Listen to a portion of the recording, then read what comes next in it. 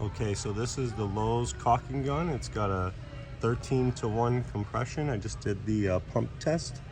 So 1, 2, 3, 4, 5, 6, 7, 8, 9, 10, 11, 12, 15, 16, 17, 18, 19, 20, 21, 22, 23, 24,